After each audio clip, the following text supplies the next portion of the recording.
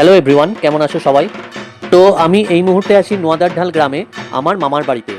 ওখানে এখন চলছে ধর্মরাজের পুজো, সেটাই তোমাদের সাথে শেয়ার করছি। তো এই হলো ধর্মরাজের মন্দির। আমরা এখন মন্দিরের ভিতরে প্রবেশ করতে চলেছি। পুজোর জন্য মন্দিরটিকে ফুল দিয়ে বেশ সুন্দরভাবে সাজানো হয়েছে। মন্দিরের ভিতরের এক পাশে রয়েছে দেখো ঠাকুরের সিংহাসন, ফুল দিয়ে সাজানো, খুব সুন্দর লাগছে দেখতে। এরপর দেখো সবাই একে একে পুজো দিতে আসছেন এবং পুজোর জোগাড় চলছে।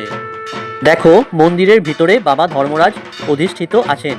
গ্রামের অনেকেই পুজো দেওয়ার জন্য পুজোর ডালা দিয়ে গেছেন। এরপর ঠাকুরমশাই পুজোয় বসলেন এবং পাশে রইলেন তার সহযোগী।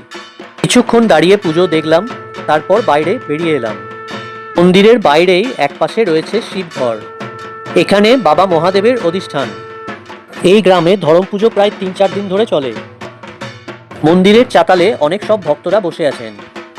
এই ভিডিওতে নোয়াদারঢাল গ্রামের ধর্মরাজ মন্দিরের ছোট্ট একটা ভিউ তোমাদের সাথে শেয়ার করলাম। পরবর্তী ভিডিওতে বাবা ধর্মরাজের ভাড়াল বেরোনোর দৃশ্য তোমাদের সাথে শেয়ার করব। ততক্ষণ ফেসবুক পেজ এবং ইউটিউব চ্যানেলটিকে ফলো এবং সাবস্ক্রাইব করে দিও। এরপর এই গরমে সবাই একটু আইসক্রিম খেয়ে ঠান্ডা হয়ে নিলাম।